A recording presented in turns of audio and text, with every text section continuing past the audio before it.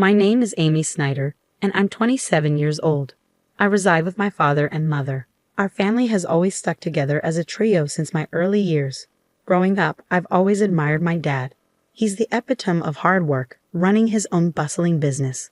Though his schedule keeps him away from home most of the time, whenever he finds a moment, he dedicates it to me. On his off days, he prioritizes spending time with me, proving himself to be an exceptional father. My mom, however, paints a different picture. As far back as I can recall, she has never been employed. While she tends to household matters, she's never lent support to my dad's business or pursued a career outside our home.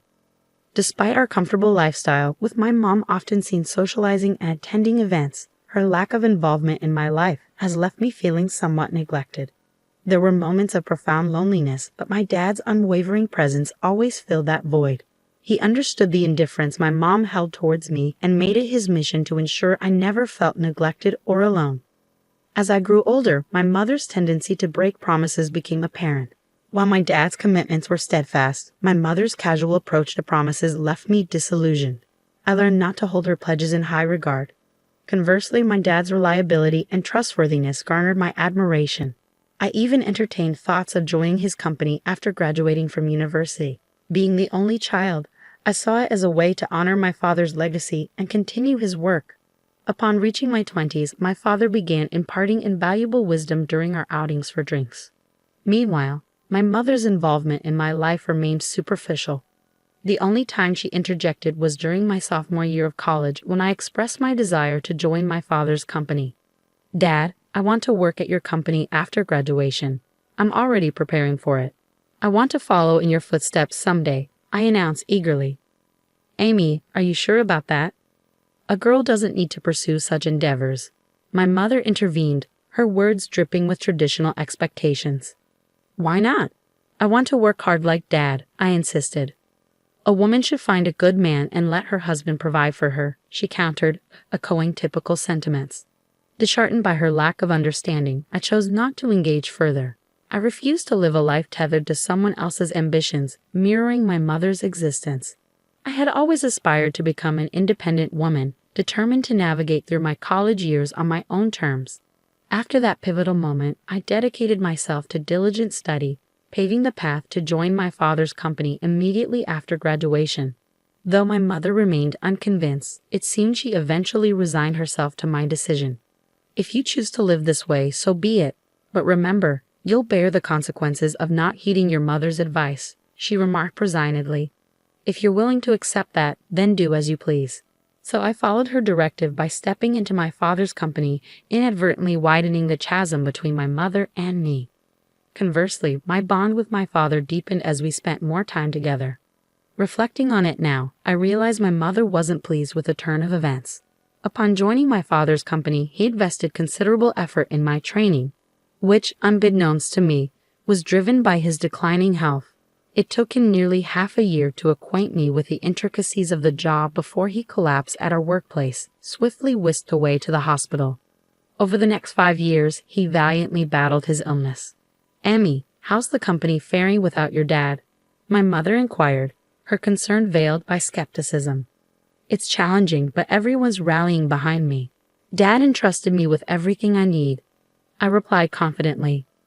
"Well, as long as that's the case, just ensure you don't leave the company to ruin as the second generation," she cautioned, her words tinged with apprehension. "You lack any genuine interest or affection for the company. You're merely preoccupied with others' perceptions," I retorted, disheartened by her lack of faith. During my father's illness, our disagreements were frequent. Despite his weakening state, he made sporadic visits to the company, emphasizing its significance. "These employees in this company are invaluable treasures to me, but I must relinquish my hold on them," he confessed, his voice laced with emotion. "Amy, I've witnessed your dedication over the years. I trust you to safeguard this place and everyone here. I don't know if I can emulate you, Dad, but I'll strive to uphold your legacy," I pledged solemnly. From that day forth, the mantle of leadership was bestowed upon me. With my father mostly confined to the hospital, my days were consumed with the company's affairs, leaving little time for homecomings. I prioritized visiting him regularly, carving out time amidst my busy schedule. My mother, on the other hand, fulfilled only the basic duties, such as delivering changes of clothes to him. Even that seemed to inconvenience her. I couldn't help but wonder about her feelings towards my father. Did she lack any sense of gratitude or compassion for his illness? The thought left me feeling sorry for him, recalling the sacrifices he made for me during my childhood, a time when my mother's affection remained elusive. Despite my exhaustion, I made a concerted effort to visit him as often as possible, a routine that persisted for about a year until he peacefully passed away in his sleep. Amidst the whirlwind of tasks that followed, I barely had a moment to grieve. My mother, oblivious to my emotional turmoil, expected me to handle everything from funeral arrangements to hospital paperwork. Realistically, I knew I couldn't rely on my mother, who had never ventured beyond the confines of our home. So I silently assumed responsibility for the myriad tasks. The day after the funeral, my mother broached the subject. "Amy, now that the funeral's over, you've settled down, haven't you?" she inquired. With a heavy heart, I accepted the reality of the situation. "Please leave this house. I've just inherited 200 million yen, so I have no use for you anymore." "Thank you," she declared, as though it were a mere formality. Her words stung, but I had anticipated them. Further discussion seemed futile. Did she truly believe that wealth could replace familial bonds and absolve her of responsibility? With a multitude of questions swirling in my mind, I made the decision to depart. The next day, I arranged for the sale of all belongings associated with me, leaving my mother utterly surprised at the speed of my departure. I had meticulously planned my departure, but I harbored a secret from my mother. Despite her claim of inheriting 200 million yen, my father had entrusted all financial matters to me, designating me as the sole inheritor. Not a single yen remained for my mother, a decision my father made adamantly while he was still in good health. "Your mother lacks the understanding of money management or prudent spending. I want you to provide her with monthly household expenses," he instructed me. "If she receives a lump sum, she's likely to squander it immediately. If she protests, refuse to give her a penny."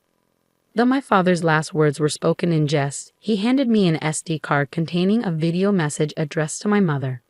While I never envisioned showing it to her, recent events suggested its necessity might arise sooner than later. After my departure, I anticipated my mother would reach out to me, but her summons came sooner than expected. "Come home immediately," she demanded over the phone. "I'm working, Mom. What's the matter?" I replied, feeling a pang of annoyance. "I just need to talk to you." "Please come quickly," she insisted. With a sigh, I reluctantly headed back to our family home, clutching the SD card in my hand. As soon as my mother laid eyes on me, she launched into accusations. "You absconded with all of your father's inheritance, didn't you? I knew something was amiss when you left so abruptly. Hand over your father's inheritance to me now," she demanded, her greed palpable. "How selfish can you be? You can't even fulfill your duties as a mother," I retorted, my frustration simmering. In response, I silently extended the SD card to her. Confused, she inspected it. "What's this?" she queried. "I suppose you don't even know how to watch this," I remarked, masking my disappointment. I retrieved my laptop, inserted the SD card, and played the video. On the screen, my father appeared, as vibrant as I remembered him. I couldn't help but wonder how my mother would react to this video letter. Silently, I exited the room, leaving her to watch it alone. I had never witnessed my mother defy my father before, but now, in the wake of his passing, would his words resonate with her? Upon returning to the room, I found my mother in tears, her emotions laid bare. I was taken aback, my mother, shedding tears over a video of my late father. I was intrigued by the contents of the video letter he had left for her, but hesitated to watch it myself. Consequently, I remained clueless about the cause of her tears. "Mom, are you okay?" I inquired, concern lacing my voice. "Yes, I'll be fine. For now, I understand. I'll adhere to your father's wishes and entrust everything to you from now on. Please, go home for today. Call me once you've had time to gather yourself," she replied, her tone subdued. Sensing her desire for privacy, I left promptly, pondering over how my father had managed to silence my mother. Questions swirled in my mind as I made my way home. Nearly a month passed without any communication from my mother, prompting concern to gnaw at me. During my lunch break, I decided to pay a visit to my parents' house, hoping to check on her. However, she wasn't home. That evening, I returned once more, relieved to find the lights on. Sorry for dropping in unexpectedly. I came by this afternoon, but you weren't home, so I grew concerned. I explained upon seeing her. I'm sorry, I was out for my part-time job during the day, my mother explained upon my return. A part-time job? I echoed incredulously. My understanding of my mother painted her as someone vehemently opposed to work. How had it come to this?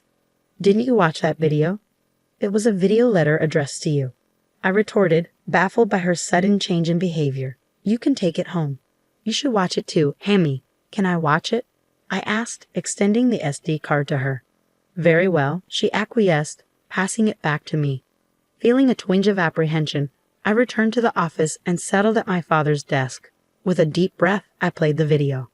Honey, if you're watching this, it means you've not been able to communicate with Amy. First of all, thank you so much for helping me raise Amy until now. Without you, I don't think I could have managed the company while bringing up Amy. My father's voice resonated through the room. As his words continued, a sense of unease crept over me.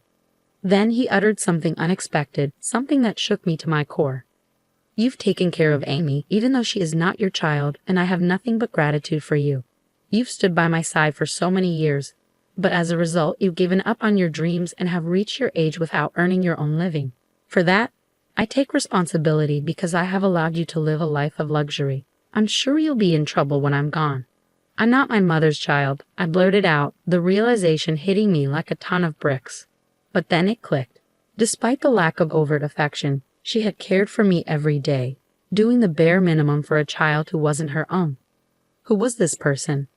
I didn't register our marriage because you told me you felt bad for your sister, so I ended up supporting your living and didn't do anything else. I'm sorry, but once I'm gone, I worry about the rest of your life. There's no one to support you, and I've taken your life away. I sat in disbelief as my father spoke, his words flowing with unexpected clarity. It was all news to me, his concerns, his regrets, his hopes for our future. Throughout the night, I grappled with the weight of his revelations before confronting my mother the following day. Mom, I watched the video from Dad yesterday. You know it all now, I began, my voice tinged with a mixture of confusion and realization. I raised you because I was asked to. That's all, she confessed, her tone heavy with the weight of untold truths. What happened to my biological mother? I pressed, seeking clarity amidst the swirling chaos of newfound information. You were the child of my sister and your father, she explained somberly. My sister died right after giving birth to you, and I promised your distressed father that I would help raise Amy. I would become your mother. With her revelation, everything fell into place, even the parts I had previously only imagined.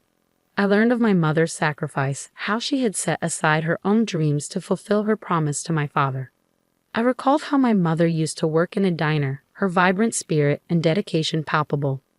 Her dream had been to own her own diner, yet when she chose to become my mother, she shelved that dream. However, inspired by my father's words and prompted by the memory of her deferred dream, my mother made a decision. She resolved to reclaim that dream, embarking on a journey to pursue it once more.